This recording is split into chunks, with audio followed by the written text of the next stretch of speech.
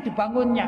Maksudnya ikut urun, ikut patungan, ikut sedekah tatkala ada masjid dibangun. Kalau memang dia mampu ya membangun sebuah masjid, ya luar biasa. Ya, saya dengar.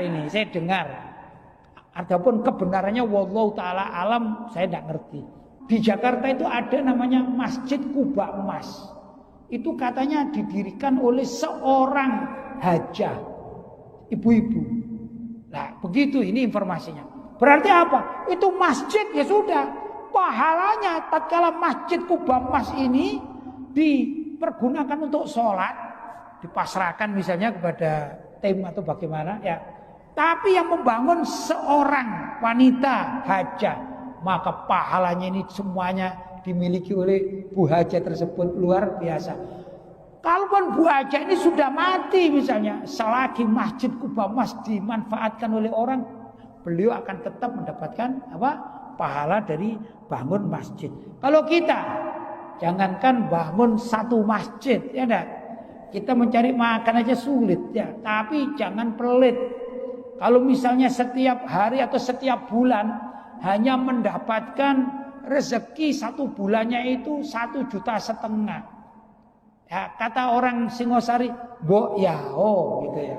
Mbok yao yang 100 diletakkan di suatu tempat sedekah.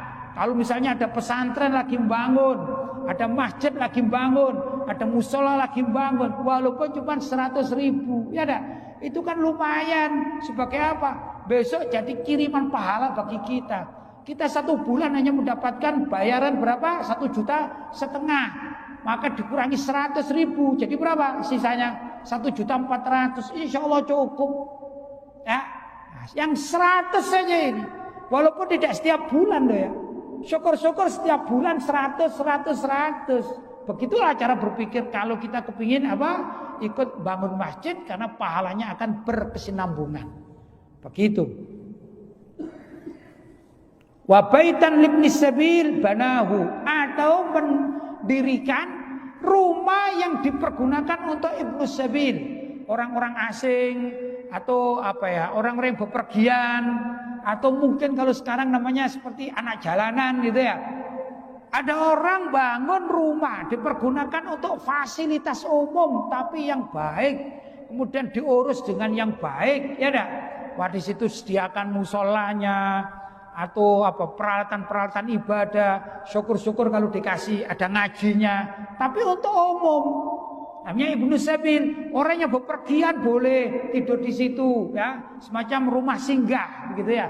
Membangun seperti itu, wah ini pahalanya besar. Tapi kan tidak semua orang begitu kan, ya. Orang kadang-kadang sudah membangun rumah, mau dijadikan ibnu sabil, dibilang sayang-sayang ini. Ponakan saya belum punya rumah, ini. Kasih ponakan aja lah. Anak saya, cucu saya, kan gitu umumnya orang ya.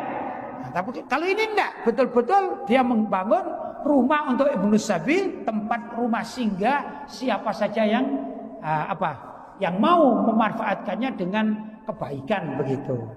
Wa nahron ajrohu, atau sungai yang dialirkan. Jadi misalnya ada sungai, ini sungai Singosari ini ya. Kemudian ada orang berinisiatif dengan perizinan resmi membuat aliran untuk beberapa desa. Begitu kurang lebih. Maka tatkala air itu terus mengalir setelah ada irigasi tambahan dari seorang yang berbuat baik, selagi irigasi ini terus dipergunakan sampai anak cucu, maka orang yang membuat ini mendapatkan pahala. Begitu.